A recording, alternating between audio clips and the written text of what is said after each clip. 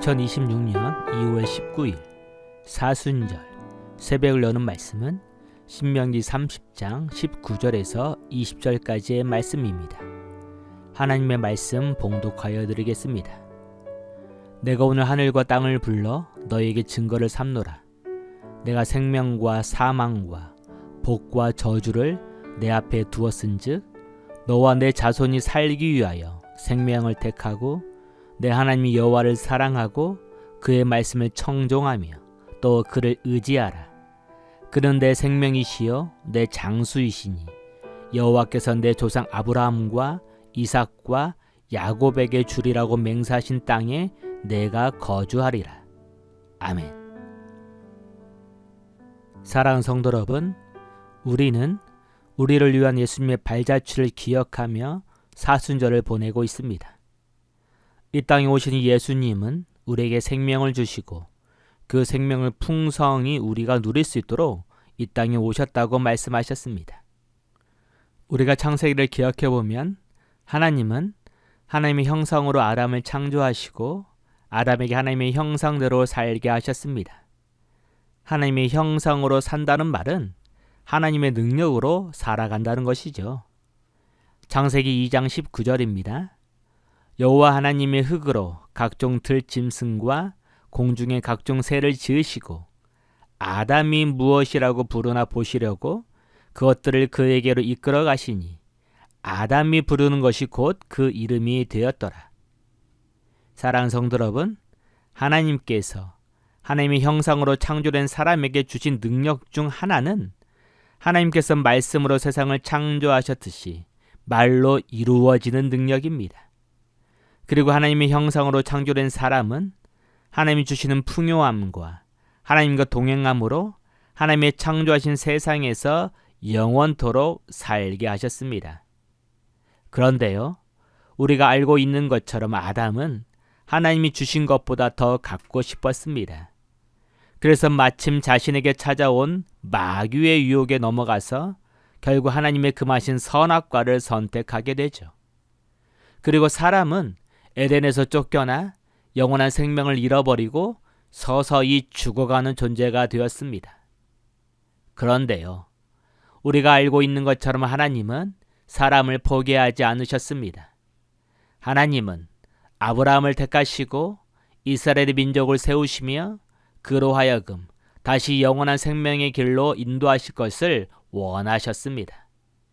그래서일까요? 하나님은 포기하지 않는 하나님의 나라를 위하여 애굽에서 고통받던 이스라엘을 하나님의 능력으로 구원하시고 그들을 하나님이 약속하신 땅으로 인도하시고 그들이 하나님의 생명을 얻을 수 있도록 꼭 지켜야 할 것들을 말씀하셨습니다. 신명기 30장 19절입니다. 내가 오늘 하늘과 땅을 불러 너에게 증거를 삼노라. 내가 생명과 사망과 복과 저주를 내 앞에 두었은즉. 사랑하는 성도 여러분, 하나님은 이스라엘에게 아담으로 하여금 선악과 생명나무를 선택하게 하셨던 것처럼 생명과 사망과 복과 저주를 선택하라고 말씀하셨습니다. 그러면 하나님이 말씀하신 생명은 무엇일까요? 신명기 30장 20절입니다. 너와 내 자손이 살기 위하여 생명을 택하고 내 하나님 여호와를 사랑하고 그 말씀을 청종하며 또 그를 의지하라.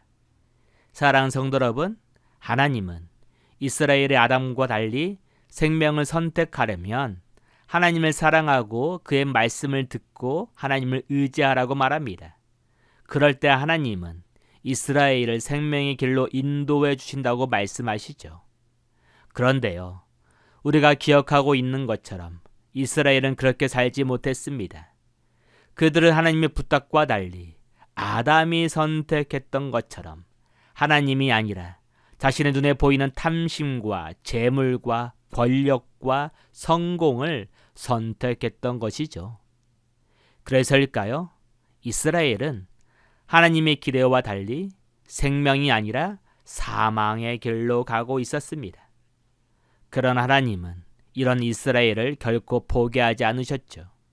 하나님은 생명을 잃어버린 사람들에게 다시 생명을 주시기 위해 특별한 결단을 하셨습니다. 요한복음 1장 1절입니다. 태초에 말씀이 계시니라. 이 말씀이 하나님과 함께 계셨으니 이 말씀은 곧 하나님이시니라. 4절입니다.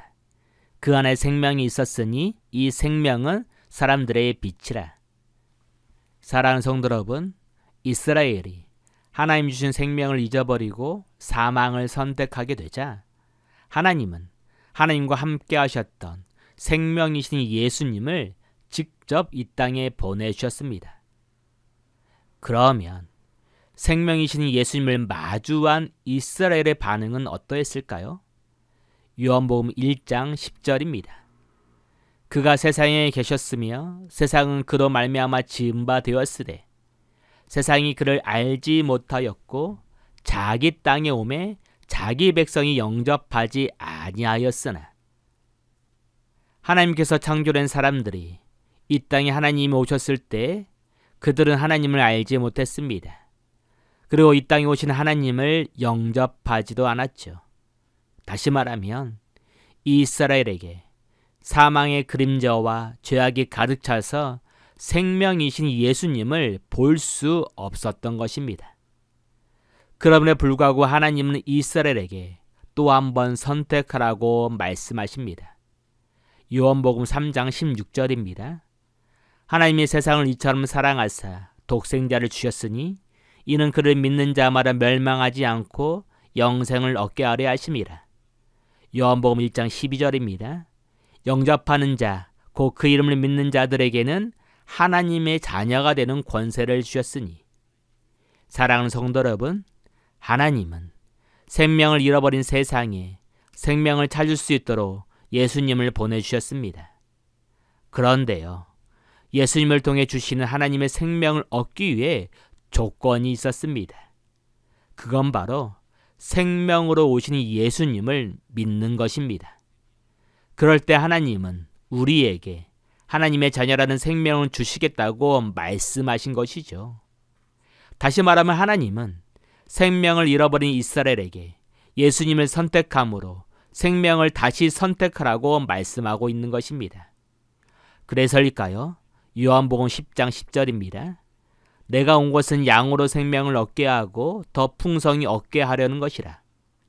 사랑하는 성도 여러분, 이 땅에 오시는 예수님은 우리에게 생명을 주시기 위해 오셨습니다. 그러나 단순히 생명만을 주시기 위해 오신 것이 아니라 영원한 생명을 더 풍성하게 우리가 누릴 수 있도록 그 방법을 가르쳐 주기 위해 오신 것이죠. 그렇다면 영원한 생명을 풍성히 누릴 수 있는 방법은 무엇일까요? 에베소서 4장 13절입니다. 우리가 다 하나님의 아들을 믿는 것과 아는 일에 하나가 되어 온전한 사람을 이루어 그리스도의 장성한 분량이 충만한 데까지 이르리니.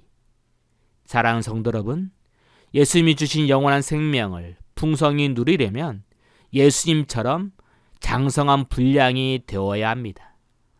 예수님의 장성한 분량이 된다는 말은 끊임없이 예수님을 닮아간다는 것이죠.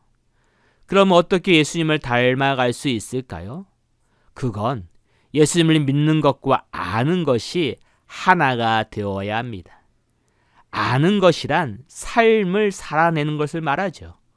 다시 말하면 예수님이 생각하시고 말씀하시고 행동하신 것들을 알고 있는 모든 것들을 우리의 삶에 선택할 때 우리는 예수님이 주시는 영원한 생명의 풍성함을 누릴 수 있는 것입니다. 사랑하는 성도 여러분, 우리를 위해 고난을 선택하신 예수님을 묵상하는 사순절입니다. 사순절에 우리에게 생명을 주시기 위해 이 땅에 오신 예수님을 기억했으면 합니다. 우리에게 생명을 주시기 위해 수치와 모멸감을 선택하신 예수님을 기억했으면 합니다. 우리에게 생명을 주시기 위해 죽음의 십자가를 선택하신 예수님을 우리는 기억했으면 합니다. 그리고 예수님이 주신 영원한 생명을 소중히 생각하며 그 생명을 풍성히 누리며 살아갈 수 있도록 예수님을 닮아가는 우리가 되기를 간절히 소원합니다. 기도합니다. 사랑의 하나님, 영원한 생명을 잃어버린 우리를 위하여 영원한 생명이신 예수님을 보내주심에 감사드립니다. 우리로 하여금 보내주신 예수님을 선택함으로 영원한 생명을 얻게 하시고 예수님의 말씀과 행동을 기억하고 예수님을 닮아감으로 예수님처럼 영원한 생명을 더 풍성히 누리는 사순절이 되게 하여 주옵소서. 감사하오며 예수님의 이름으로 기도합니다. 아멘. 오늘 말씀을 생각하고 하루를 결단하며 깊은 기도의 자리로 나가겠습니다.